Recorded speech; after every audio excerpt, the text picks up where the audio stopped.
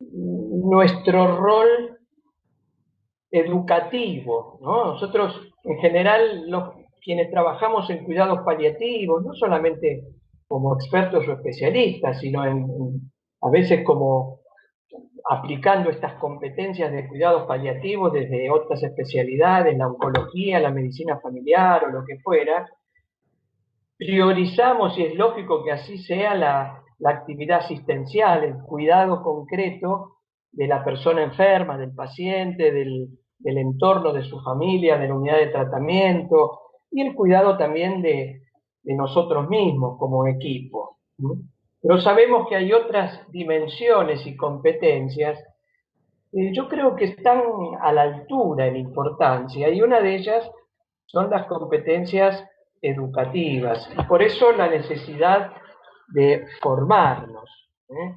Eh, yo no sé, Juan Pablo, si vos podés dialogar un minuto conmigo. Sé que por razones de organización esto está más pensado de modo, digamos, unidireccional, pero con tu experiencia trabajando años en cuidados paliativos, Juan Pablo, si tuvieras que señalar algo que caracteriza nuestra tarea asistencial y que lo hace un poco diferente a otras especialidades u otras disciplinas, ¿podés compartir alguna de estas características, digamos, más propias o específicas?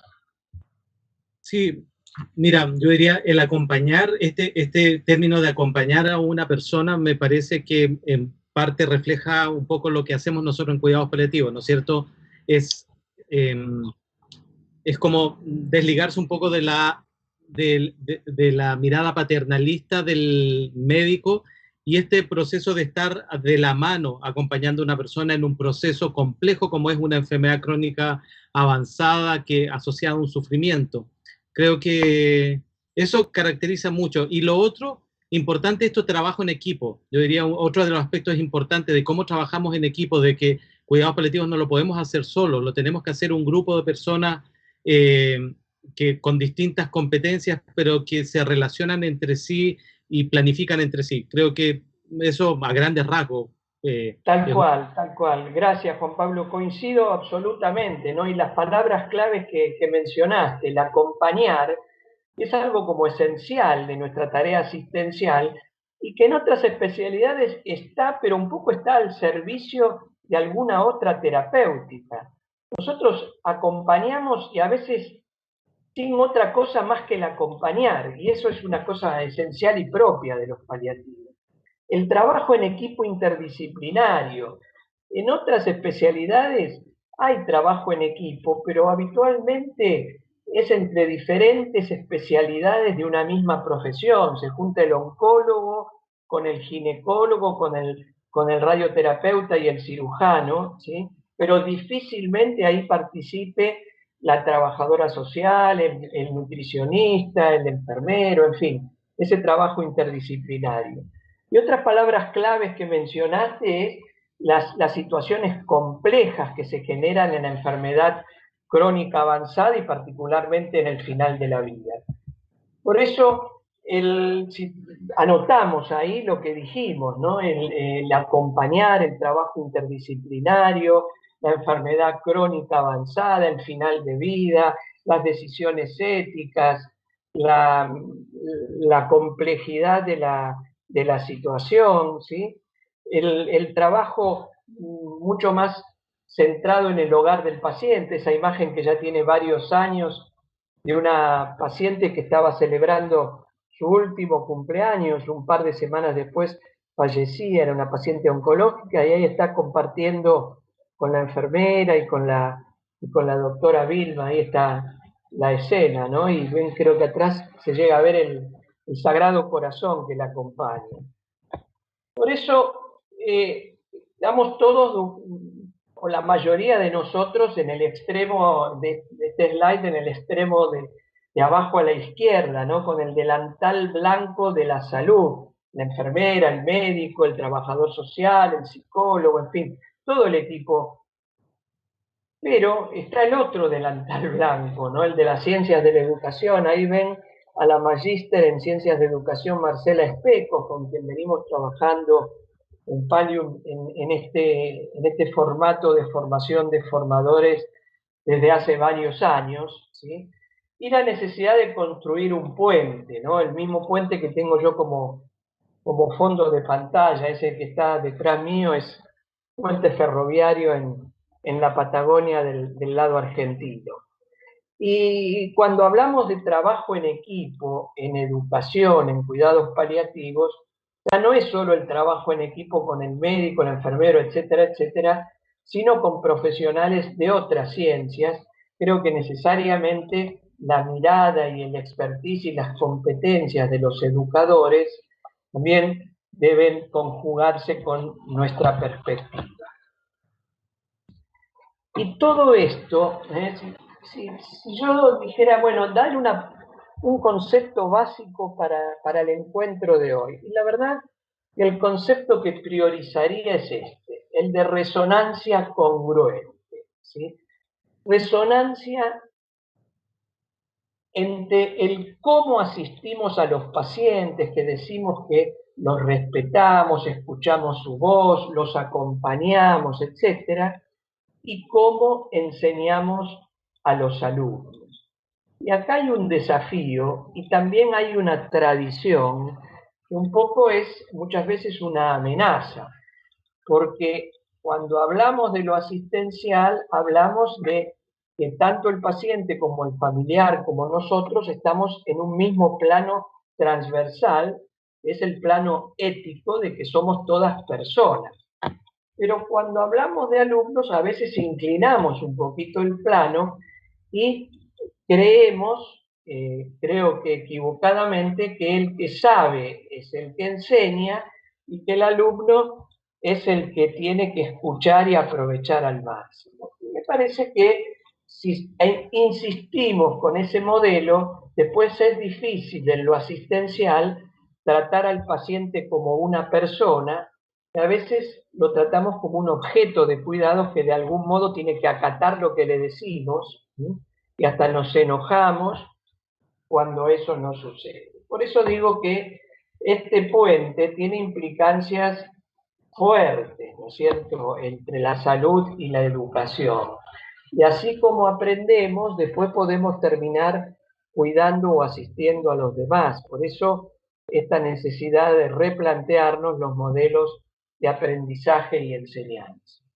Sabemos que el cuidado paliativo responde a las necesidades del paciente y la familia, es relevante para ellos, promueve la autonomía, se basa en la experiencia del paciente. Nosotros le preguntamos cómo está su sufrimiento, cómo está el dolor en estos últimos días, pudo dormir a la noche, es eminentemente experiencial.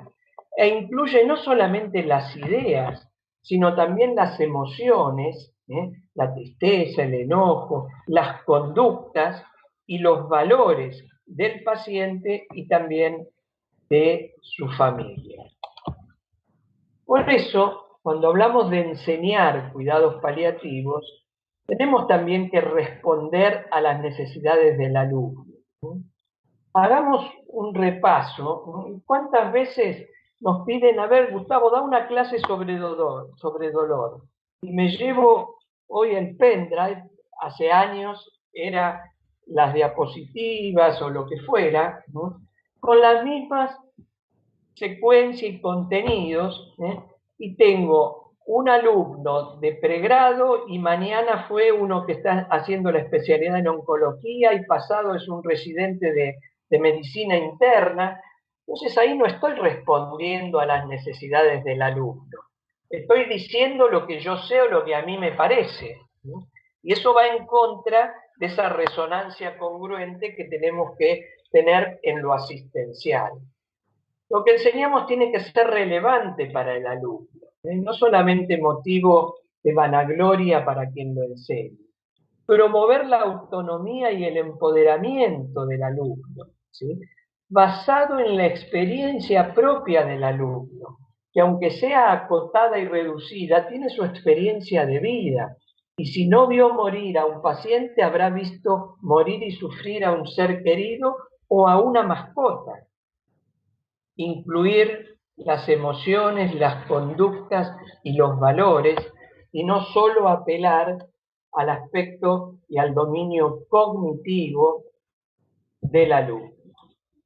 Por eso, cuando hablamos de educar en cuidados paliativos, tenemos que plantearnos estas preguntas básicas. ¿Por qué? ¿A quién? ¿Qué? ¿Para qué? ¿Y cómo? Y esto está todo relacionado, pero una pregunta esencial es ¿a quién? ¿No? Porque si no sabemos quién es el destinatario, va a ser difícil después ajustar los objetivos y los contenidos, de modo que esto hay que correlacionarlo. El por qué ya sabemos, hay una realidad asistencial, incluso el Atlas latinoamericano nos marca que en el mejor de los casos el promedio de pacientes con necesidades paliativas satisfechas no supera el 15% en América Latina. Por ahí en algunos países un poco más, en otros un poco menos, pero la verdad es que estamos lejos del ideal. En la quien no es lo mismo que la audiencia sea los voluntarios o miembros de una comunidad o la escuela de nuestros hijos, por ejemplo, a que sean alumnos de grado o de posgrado o expertos, ¿no? Y a veces es una audiencia mixta y ahí hay todavía mayor desafío para nosotros. Es importante identificar dos riesgos. Por un lado, la asistencia sin calidad.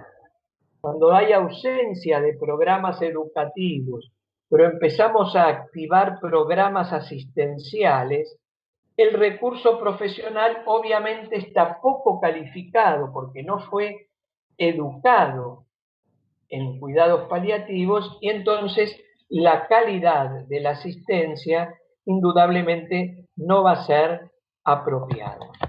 Pero el otro riesgo es lo que se llama la educación inerte. Cada vez más diplomas, maestrías, cursos, pero si esto no va unido a un proceso de gestión que garantice que se apliquen los principios de los cuidados paliativos en la gestión clínica, va a haber muchos expertos, pero el objetivo último, que es que la comunidad reciba un cuidado apropiado, no se va a alcanzar. El qué, los contenidos. Bueno, en un proyecto que elaboramos consensuadamente con expertos esencialmente de la Argentina, identificamos que al menos para el grado, los objetivos, digamos, los contenidos básicos tienen que ver con los aspectos físicos, psicosociales y espirituales del cuidado, con aspectos éticos, con el trabajo en equipo y con algunos aspectos organizacionales y de gestión. Esto también habrá que adaptarlo de acuerdo al destinatario. El para qué, y ahí hay que establecer objetivos. Y es bueno esta regla mnemotécnica óptima, recordando que los objetivos tienen que ser observables, precisos, temporales, o sea, ajustado. No puedo tener el mismo objetivo para una charla de 1 hora que para un curso de 3 días de 6 horas diarias, o para una cursada de 2 meses intensiva. Importantes, mensurables y alcanzables. Y yo digo, el objetivo es que el alumno aprenda a manejar la morfina, y eso ¿cómo observo que aprende? Es impreciso, no es observable, ¿sí? Es solamente importante, pero no es mensurable. Entonces, también nuestra necesidad de definir claramente los objetivos porque sobre ellos vamos a evaluar, reconociendo que los dominios del aprendizaje no son solo los conocimientos, sino también las actitudes que incluyen valores y emociones y las habilidades y destrezas. Podrá entonces haber objetivos en cada una de estas dimensiones. Acá muy resumidamente, lo que decíamos, la necesidad de integrar la educación con la gestión clínica. Y esto muchas veces es difícil porque la educación muchas veces queda en manos de las universidades, pero la gestión clínica queda en manos de los ministerios de salud. Entonces, si no hay un diálogo desde arriba, después se hace difícil desde abajo.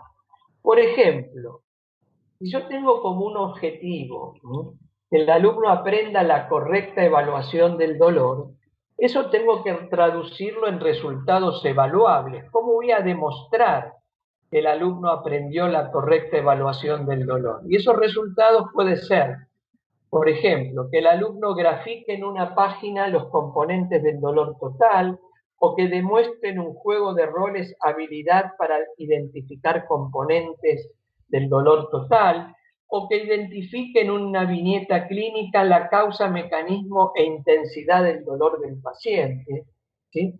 Muy bien, entonces con eso decimos, sí, el alumno realmente ahora aprendió a evaluar correctamente el dolor. Pero para que esto tenga sentido, debiéramos también evaluar cuál es el impacto mensurable de los programas educativos. Por eso en los hospitales tiene que haber un claro diálogo entre los comités de docencia, la dirección del hospital y la gestión clínica.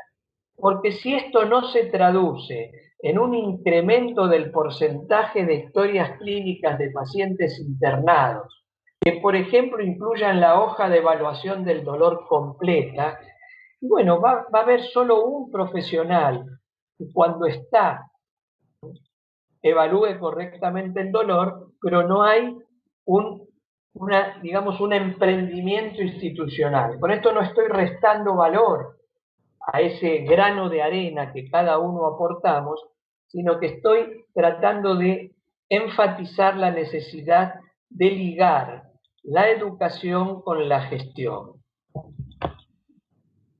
¿Y cómo enseñamos?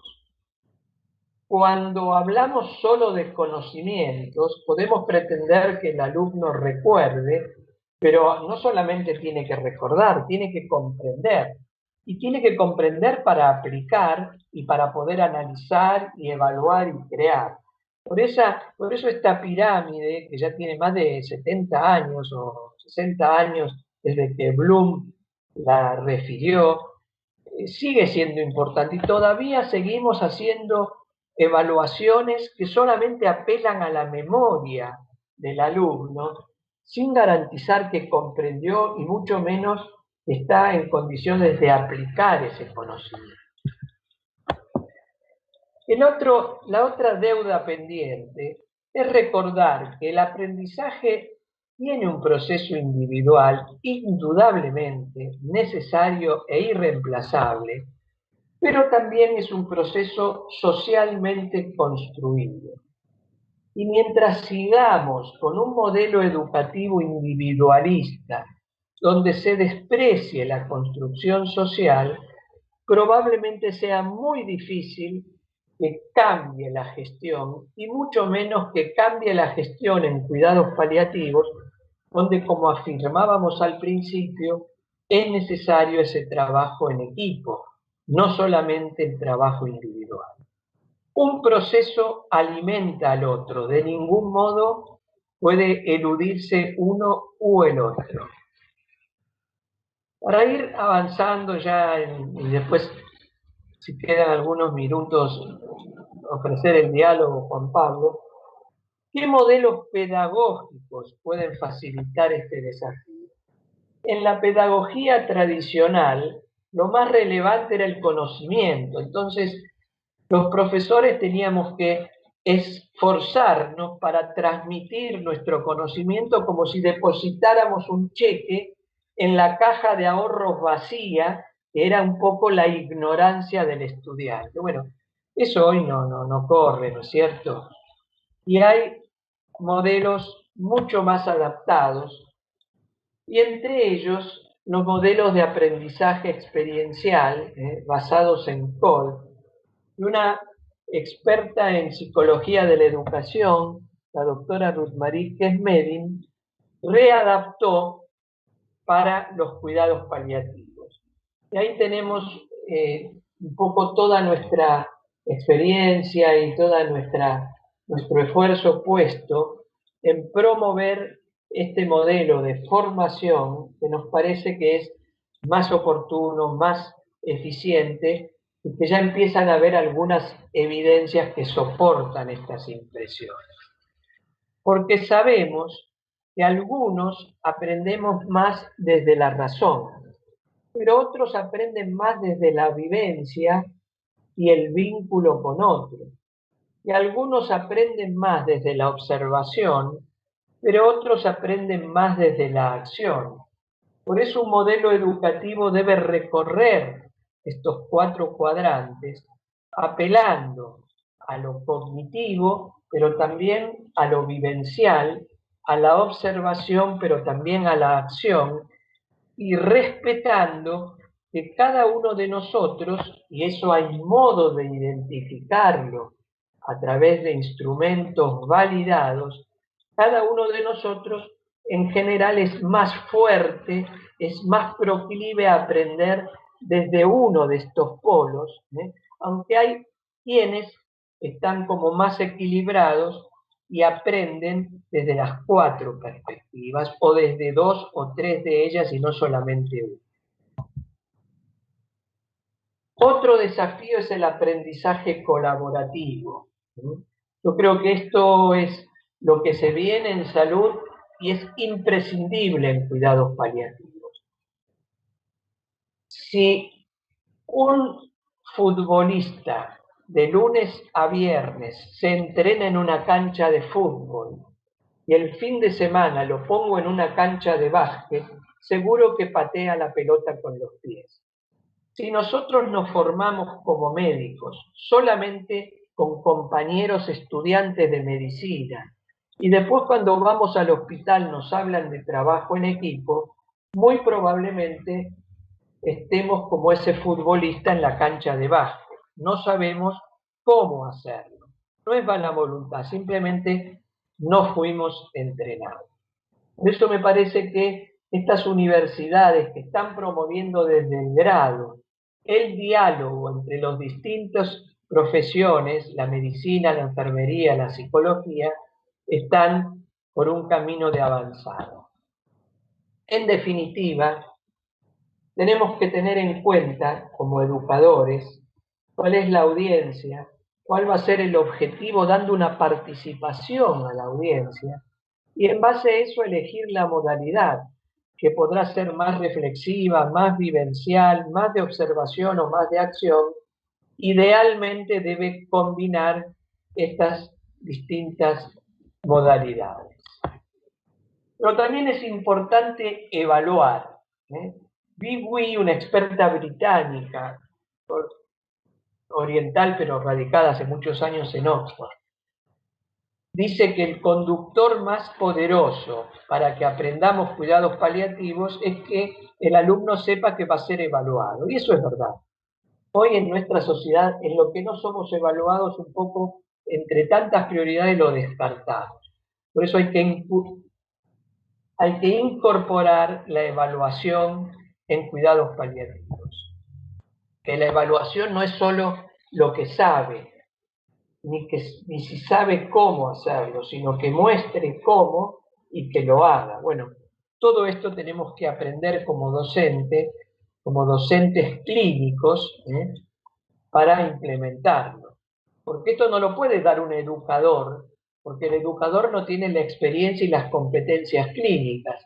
Pero por eso esa necesidad de construir un puente donde nosotros como clínicos nos convirtamos con el trabajo en equipo, con profesionales de las ciencias de la educación, en docentes clínicos. Coincido en esta perspectiva. La educación en cuidados paliativos es excitante, desafiante y divertida. Y para ser verdaderamente efectivos, quienes practicamos cuidados paliativos, estamos invitados a involucrarnos en el desarrollo de currículos, en la evaluación, ¿sí? Y en aprender permanentemente. La verdad que me he ido dedicando cada vez más, me he ido corriendo un poco desde una inversión al principio casi absoluta de mi tiempo en lo asistencial hacia la investigación y sobre todo hacia la educación, y advierto la importancia que esto tiene y lo feliz que esto me hace, y también saber, ¿no? Saber que por cada profesional que se entrena en cuidados paliativos va a haber más y más pacientes que reciban una asistencia de calidad. Por eso propiciamos estos seminarios de formación de cuidadores. El primero lo hicimos con la dirección de la doctora Smeding en Holanda, organizados por ellos, y ahí nos fuimos formando. Después hicimos algunos en Madrid de habla hispana, en la Patagonia Argentina, en el Cusco, en las Islas Canarias, varios en Buenos Aires, en San Salvador estos últimos años. Y bueno, qué bueno saber, Juan Pablo, que hay también interés para poder hacer esto en Chile en un futuro, ¿sí? Ahí vemos, ahí la foto de abajo es antigua, Gustavo de Simone cuando tenía bigotes, era en el otro milenio, trabajando con Ruth Marisque, que realmente ha sido y es una persona, y ahora está ya más en su jubilación, pero sigue colaborando activamente, y un motor enorme de la educación en cuidados paliativos en todo el mundo. Ahí Carlos Centeno nos muestra ese instrumento para ver él cómo es su estilo de aprendizaje, y ven que tiende a ser de abajo, mucho razonamiento, pero también mucha acción. Eso lo pinta de cuerpo entero al Carlos. Este fue el último seminario que hicimos presencial el año pasado, con el auspicio de varias entidades, y incluyendo Paliamed, ahí de El Salvador. Esta es una foto, ahí vemos rostros conocidos, ahí abajo San Pablo, creo que están autoridades de la Asociación Latinoamericana que participaron esto es parte del trabajo, mucho trabajo grupal, ¿no? Yo creo que a todos nos enriquece, ¿sí? Esto después les queda este material, bibliografía básica que puede ser apoyo para esta presentación, ¿sí? Y también pueden en la página de Pallium, con todo gusto, recolectar el material que les resulte oportuno. Juan Pablo, si querés comentar un poquito tu experiencia cuando participaste del seminario, y también tu entusiasmo y tu energía para ver si esto podemos seguir desarrollándolo incluso en versión online. Transformándose por el tema de la pandemia, que hemos tenido que adaptarnos a formas distintas de vida. En realidad fue una muy gran experiencia participar en el curso de formación de formadores en Salvador. Creo que desde el punto de vista personal me cambió la manera de cómo enseñar y de reconocer también el modo en que uno aprende, y cómo en el proceso de enseñanza uno debe adaptarse no solamente a la manera de uno, sino que también tener en cuenta la manera como el resto adquiere el conocimiento. Creo que fue, yo diría, muy importante, no solamente pensando en cómo uno puede educar a los alumnos, o de tanto de pre que de posgrado, sino que siempre yo lo vi como una herramienta, y hasta ahora, del trabajo con los mismos colegas, con los mismos integrantes de los equipos, con la familia y con los mismos pacientes, porque finalmente en este proceso de intercambio de información, que muchas veces se da en cuidados paliativos, esta comunicación un poco más amplia, más de conversación, más de consensuar, creo que también es muy importante conocer estas herramientas, porque significa que la manera como entiende una persona o un paciente también va a ser distinto. Uno va a requerir quizás intenciones o remarcar cierta información de manera diferente entre uno y otro. Y estas herramientas de lo que significa la formación es fundamental tenerlas en cuenta en ese proceso. Sí, Juan Pablo, qué importante lo que decís, ¿no es cierto? Que tener estas herramientas no solamente potencia nuestras competencias, digamos, de educación a otros profesionales o estudiantes, sino que redunda también en la tarea educativa cotidiana, asistencial, ¿sí? Porque Exacto. cuando yo le pregunto a un paciente, a ver, don José, ¿cómo anduvo? Cuénteme cómo anduvo desde la última vez que nos vimos hace 15 días. Y don José me dice, y doctor, estuve pensando mucho, ya me está dando una clave este paciente, de que es alguien que aprende, digamos, en la vida mucho con el pensamiento, ¿sí? Pero hay otro que me dice, mire doctor, la verdad es que estoy muy angustiado y estoy muy triste y estoy preocupado, ¿sí? Y me larga del vamos su mundo emocional, ¿sí?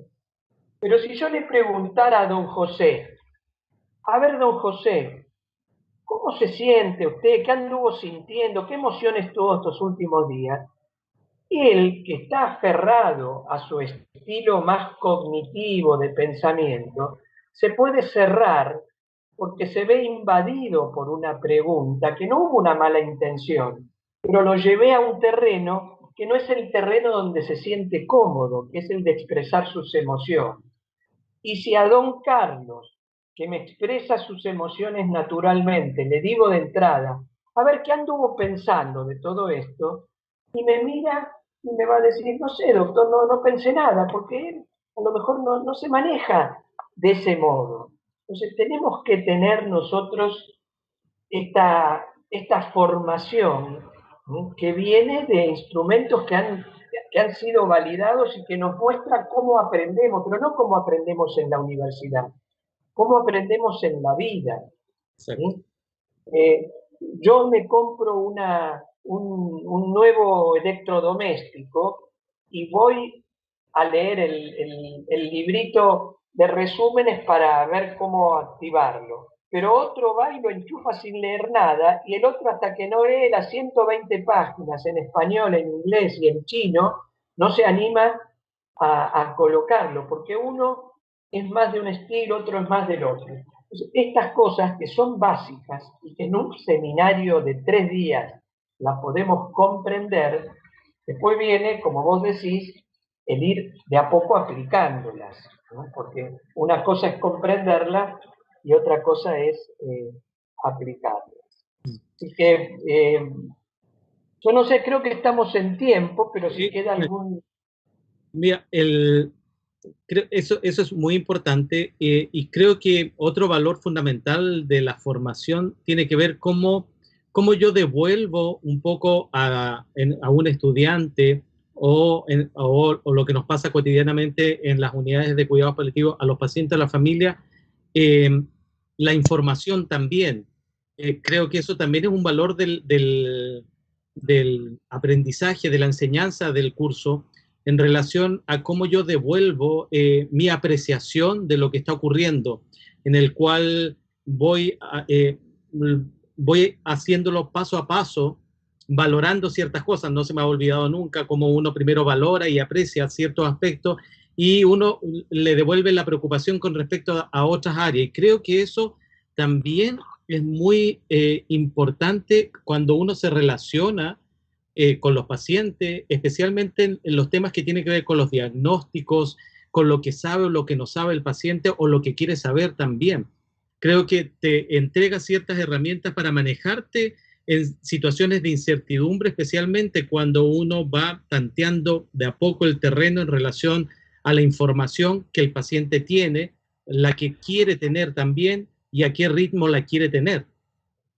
Exacto, es así. Estas son herramientas que en el seminario las practicamos, no es solamente que se mencionan para saber que existe una teoría y los fundamentos, las practicamos. Entonces uno después ve que ese entrenarse en cómo se debe brindar adecuadamente un feedback me sirve para dar el feedback al médico residente que me está presentando un paciente, pero también a un paciente del cual le estoy explicando cuál es su situación actual, su recaída de enfermedad o cómo debe recibir la morfina, etcétera, etcétera.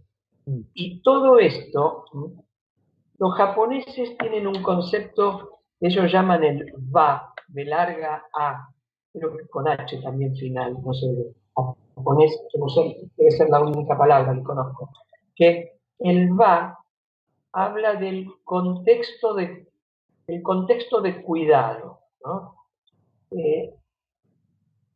Todo esto lo importante es que lo vamos aprendiendo generando un clima de aprendizaje, ¿no? Donde nos vamos animando a aprender y, no, y nos vamos sacando de encima ese preconcepto de que no, mejor no practico nada porque a ver si me equivoco, y si me equivoco voy a hacer el hazme reír, que era un poco lo que pasaba décadas atrás, ¿no? Hasta el maestro, yo empecé en la escuela primaria en la década del 60 y algunos hasta le ponían las orejas de burro si se equivocaba en la respuesta. ¿Quién va a querer abrir la boca con semejante castigo? Exacto. En cambio, cuando se genera ese clima donde vamos aprendiendo y compartiendo, todo se hace mucho más llevadero y más sencillo.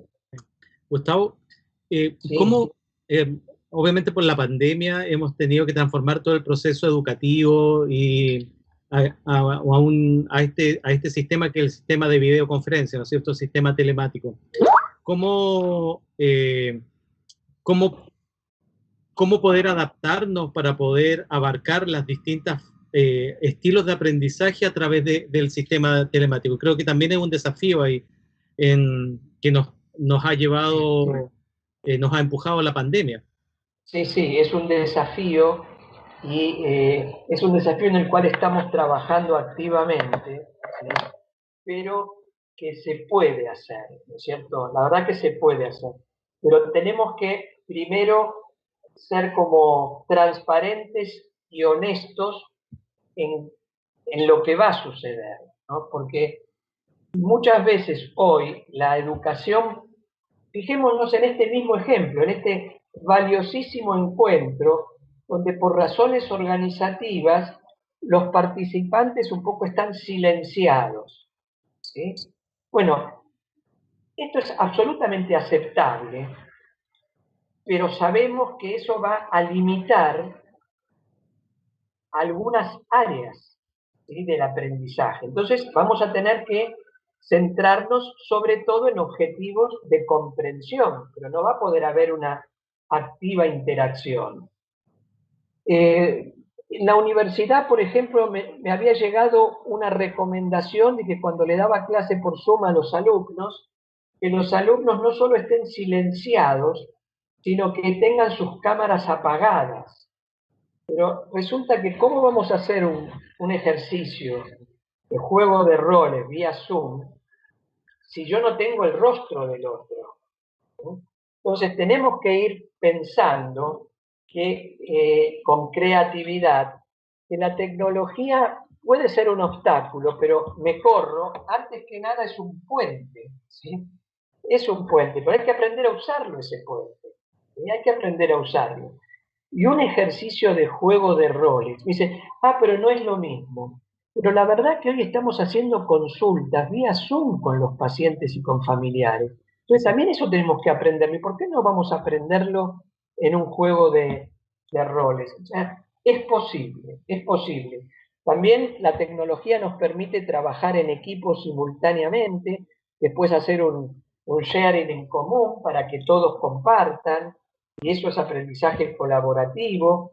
La verdad es que hoy incluyo dentro del equipo interdisciplinario a los expertos en comunicación y en tecnología, porque sin ellos yo no puedo estar haciendo un taller, pero no sé cómo habilitar aulas paralelas, no sé cómo entregarle material diferente, digamos, tenemos que también incorporar al experto para que la tecnología sea un recurso y no un obstáculo.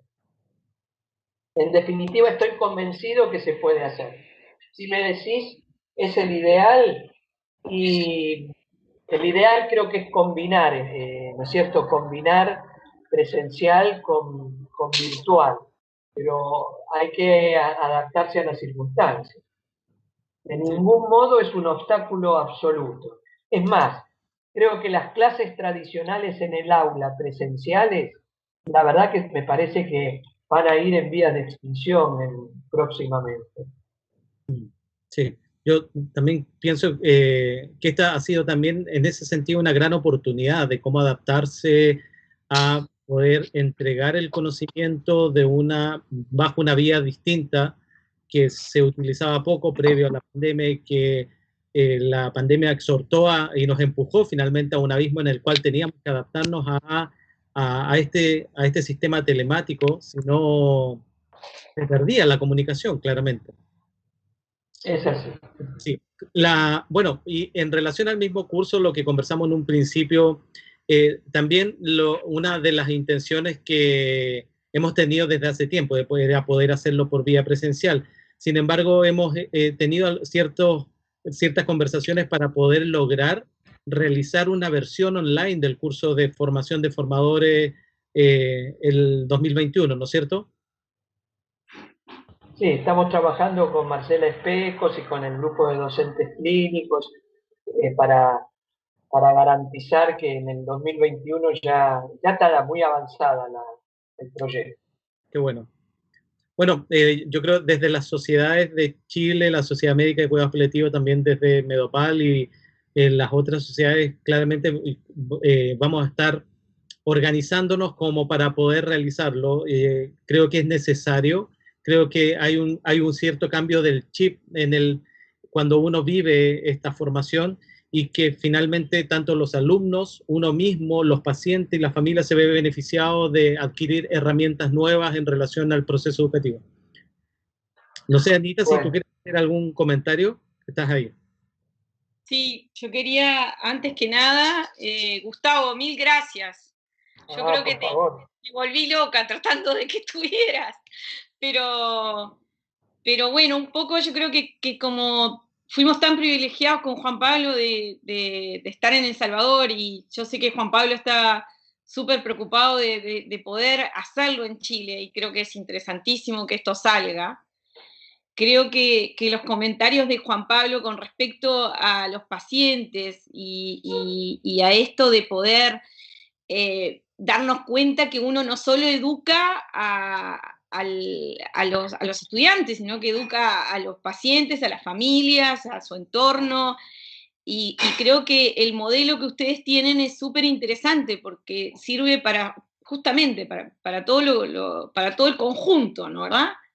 Entonces creo que sí, que tenemos que agarrar el guante y hacerlo, Juan Pablo. Creo que es importante lograr hacerlo en Chile. Creo que ya con la formación de la sociedad, ya con la formación de la subespecialidad, ya con esto de que ya tenemos muchas enfermeras trabajando en universidades y formando futuros enfermeros, el tema que el cuidados paliativos ya está en el pregrado. Yo creo que ya es momento de que sí, de que logramos hacer esto, porque es como dices tú, no se lo podemos dar a otra persona, tenemos que ser los propios paliativistas los que formemos a los que van a ser los futuros tratantes de la comunidad. Bueno, Así que eso. esperemos que sí, ya es bueno digamos, lo que buscamos es que en los diferentes países, como lo están buscando ustedes para Chile, ¿no? Que haya un grupo motivado de profesionales para... eh, son instrumentos que facilitan la educación, pero que tienen un impacto en lo asistencial. O sea, no es solamente tener diplomas. Exacto. Sí, bueno, con Anita, como decía, tuvimos la suerte de poder vivirlo por vía presencial. Es más, íbamos a ir este año al curso de especialización en la segunda etapa, que era de la formación, que por la pandemia no se realizó. Sin embargo, la idea de nosotros siempre ha estado presente el poder replicarlo en nuestro país y adaptándose a esta herramienta quizás puede surtir, ser más fácil de poder realizarlo, abarcando a un número mayor de personas para que conozcan y puedan adquirir estas herramientas que son fundamentales, encuentro yo. Muy bien. Creo que estamos en tiempo, así que de vuelta muchísimas gracias por la invitación y por compartir esta experiencia y la verdad de motivarlos a todos para que valoremos que nuestras competencias como educadores clínicos son tan valiosas como nuestras competencias, digamos, en lo asistencial, ¿no? Construyamos ese puente. Sí. Sí, agradecerte, Gustavo, tu presencia, el que nos hayas entregado esta visión muy importante que tiene que ver con el desarrollo de los cuidados paliativos, porque es fundamental. Yo diría una de las bases importantes es el tema educativo en cuidados paliativos. Así que muchas gracias por haberte conectado y haber estado presente en la segunda jornada de cuidados paliativos del norte de Chile. Anita, no sé si quieres darle el agradecimiento a Gustavo. No, sin duda, Gustavo. Un gran abrazo y bueno, y como dices tú, esperemos verte en vivo. Y bueno, y las próximas jornadas que hagamos en el norte que puedas estar. Eso sería hermoso. Sería hermoso. Muy bien, gracias a ustedes. Buenas tardes para todos, un gusto compartir. Muchas gracias.